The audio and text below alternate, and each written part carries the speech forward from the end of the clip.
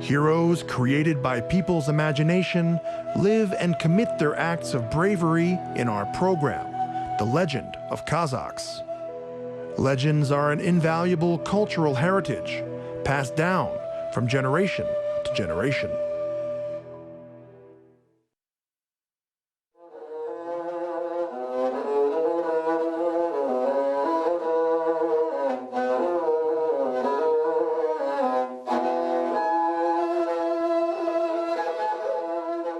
Where the kobyz sounds, death does not reign, says the popular saying.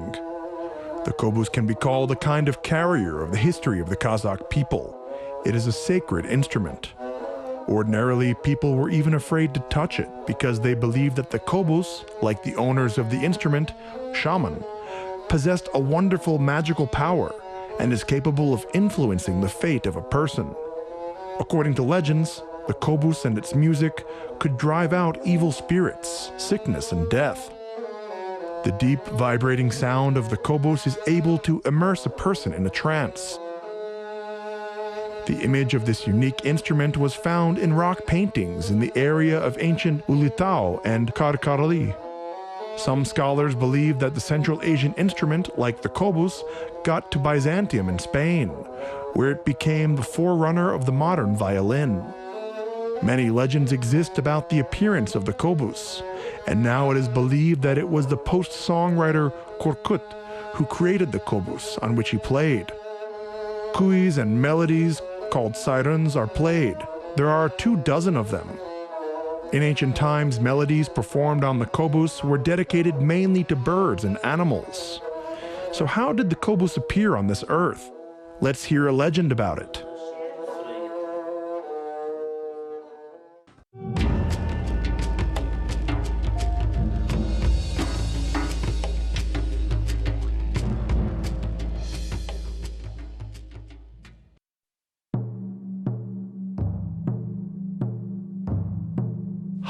High in the mountains, where the golden eagles hatched their own chicks, covered with gray-white fluff in their nests, 3 shaman lived. They lived as hermits, and only once a year, when the disk of the sun in its endless movement crossed the celestial equator, they descended from the tops of the Rocky Mountains and emerged on a flat plain covered with lush, floral carpet.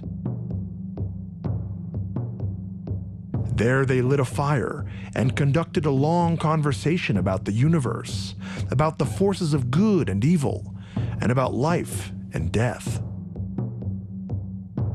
"There always comes on a full moon," one of the shamans said. "The spirits of our ancestors, Aruah, always tells me what's going on. If a drought is coming or if it's going to rain, people could not live without my help." "You're right," said Esman, adjusting his cap. "Only people need not only water supplies and the availability of fatty cattle. Many times we see how death comes to a man who was full and did not need anything. Death comes and takes him, because there is not a drop of life left in his soul. The soul cries and cries all for one drop.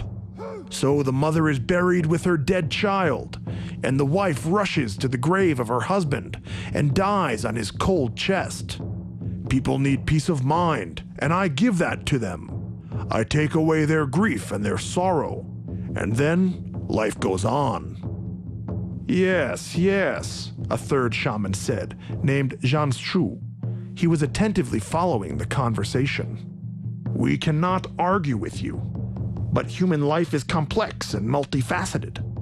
We saw many times when death comes to a man, when he was full, when he had no illness or grief, and she still took him anyway to her cold, empty world." The shaman looked at Janshu and thought. "Yes, that's what we saw," God said. "But why were they led away by the spirit of death and Shaitan Iblis?" "Joy," said Janshu. "People need joy.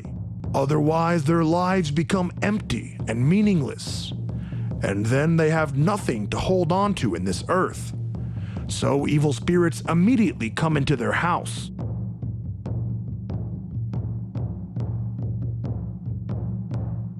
The sun was turning towards the sunset, and the shaman conducted a quiet and wise conversation.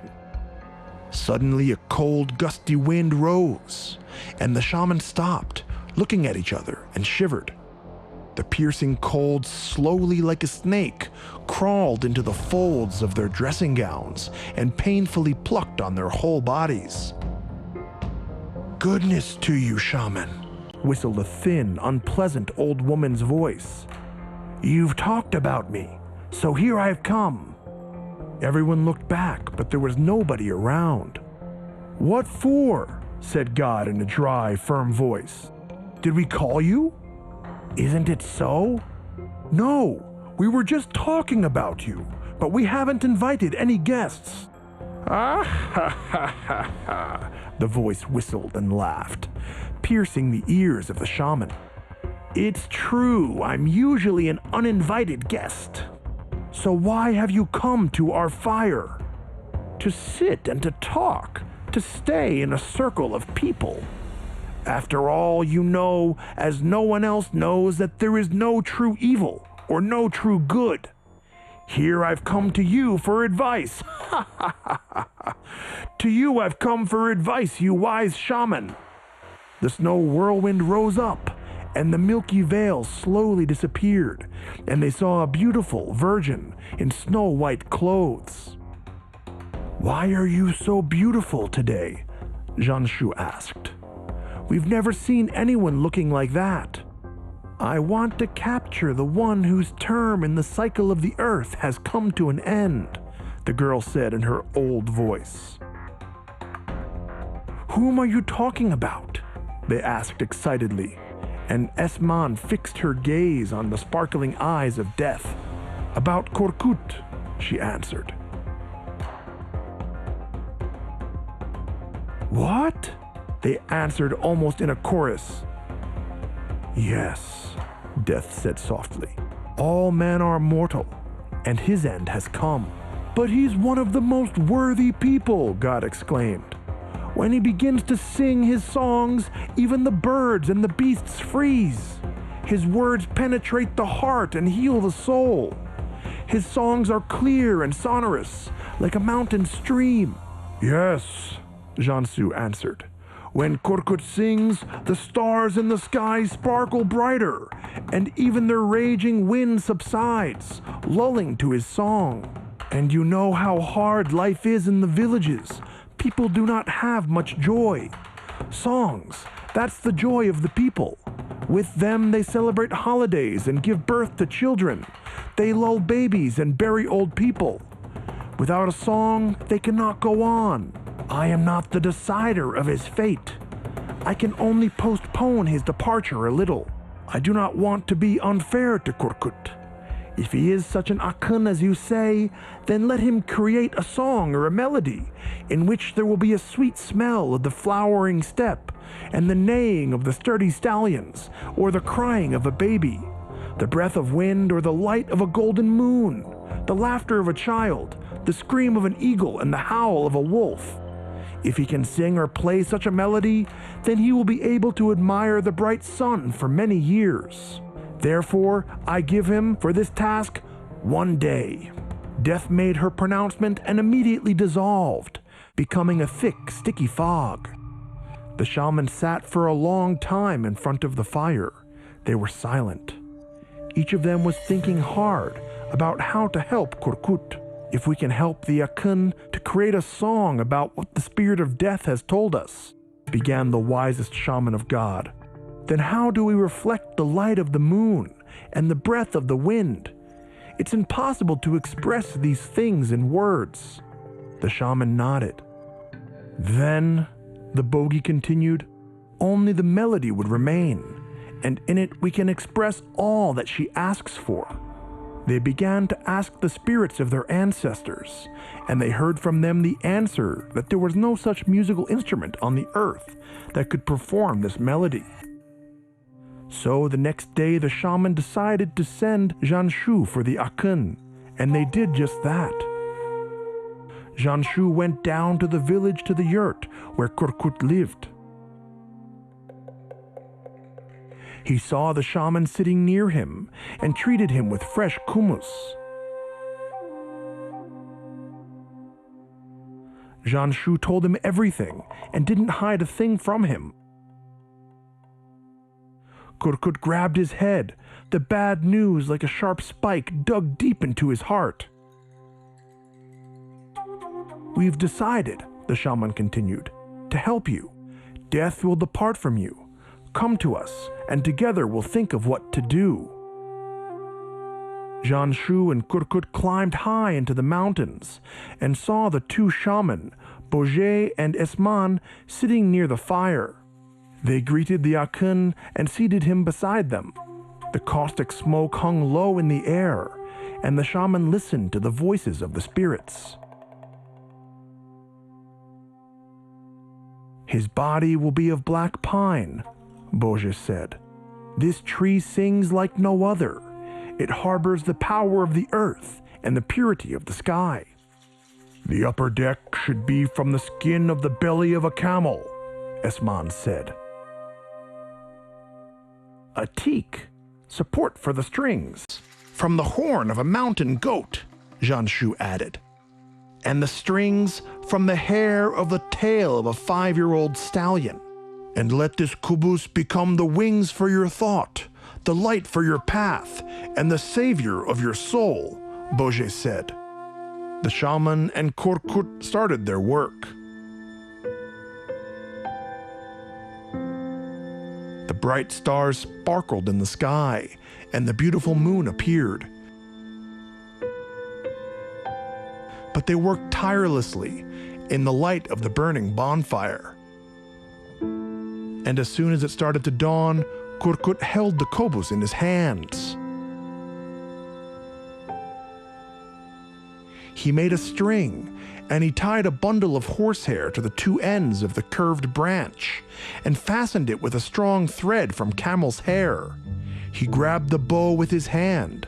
The two strings of the bundle of horsehairs shook, and the kobyz sang out in velvety thick voice. Korkut touched the bow of the strings, and they trembled and sang sorrowfully.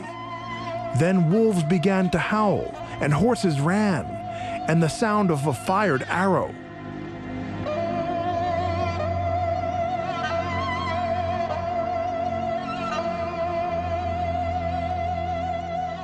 Closing his eyes, Korkut played, pouring out his tormenting thoughts and feelings. The melody flowed along the plain like a raging river. The chirping birds fell silent. The animals froze. It seemed that nature herself was quiet and listening to the deep vibrating sounds of the kobyz. The shaman froze in a daze. They had never heard such a beautiful sound. The melody poured out and penetrated into the very depths of their souls. Then tears rolled over the ears of the shaman, and joy spilled out over their whole body. Suddenly, the shamans felt prickly cold and turned around and saw that death had followed, and is fascinated with the piercing sound of the kobyz, the melody in which the sweet smell of the flowering steppe is mixed with the neighing of the stallions and the crying of a baby, the sounds of the wind and the light of the golden moon dissolving into laughter of a child, and the scream of an eagle, the howling of a wolf. When the kobyz fell silent, a hollow moan escaped from the cold breast of death. She looked around the empty plain with her flowering herbs, and she looked at the shaman, and then at Korkut, as if she had seen him for the first time. She threw up her hands and said nothing, and disappeared, leaving behind the thick, sticky fog.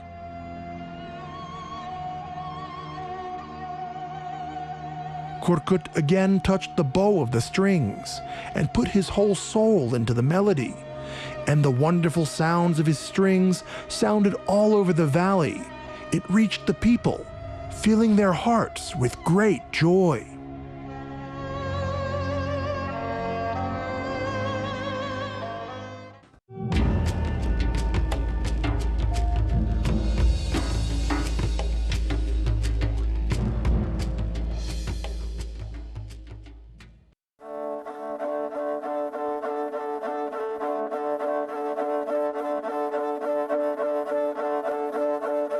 The doors of the world open a song for you, so listen to her sensitively and appreciate it lovingly. In these famous lines, the great Abai, the eternal musical life cycle of the nomad, is seen. Music and the Kazakh people are an inseparable whole. The songs and kobyz and melodies are always spilled out like rivers flowing in the boundless steppe. It was proved that the kobyz is the oldest stringed instrument in the world. It was created by nomadic tribes in the times immemorial, and the Kazakh kobyz preserved the most ancient features. Its curved shape has a connection with a military string. Friction of the two bows with hairs stringed against each other was, in the opinion of scientists, a prototype of the game on a bow instruments. In this case, the bow was a model of both the bow and the body of the instrument. The kobyz is the genesis of many stringed instruments, and its history is connected with the magical rituals of shamans and bucks. The kobyz served as a means of communicating the bucks with their aruas, the spirits of their ancestors. The shaman's instrument looked very unusual. The head was covered with the feathers of an eagle, and an owl was hung with various metal plates in the form of horn curls, and the figures of birds that rang in time to the music. At the bottom of the cup there was a mirror, and there were not just decorations, but symbols. Along with this, the kobyz tradition is not only ritualistic, but it is also connected with the epic creativity of the Jirao cadets, who occupied one of the most prominent places. The Jirao were usually at the rate of khans, being military and political advisors, singing the heroic deeds of the khans and batirs. The two-stringed kobyz is made from one piece of wood, hollowing out a bucket-like body and a short arc-shaped curved neck without frets. The lower elongated part of the body is covered with a membrane of camel's skin, and the upper one is open. Often the instrument was decorated with silver pendants, coins, and ornaments. The color and density of the instrument's sound largely depended on the strength of the touch or in the velvety, juicy tones. The kobyz are characterized by sound imaging, the imitation of the howling wolves, the cry of a swan, the running of a horse, or the sound of a shot arrow. The Kazakh folk music is truly inexhaustible treasury of folk wisdom. More than one generation will study and understand its laws. Day after day, from year to year as before, the musical sounds unite the different ages and generations. They are links to the past, to the present, and the future.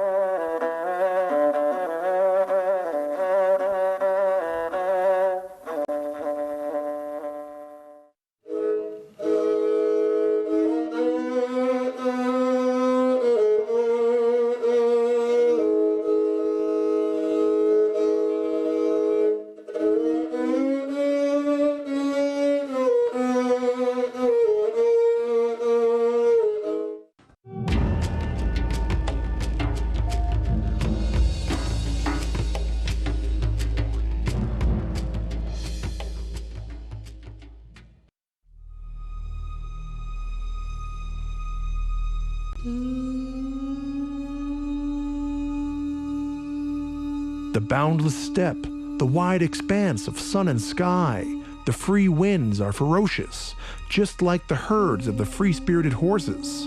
The feather grass overflows, and the dombra sings its exciting song. The steppe's beauty is incredible. That's how people describe the great Kazakh steppe. Let's find out more about the Kazakh steppe in our next legend.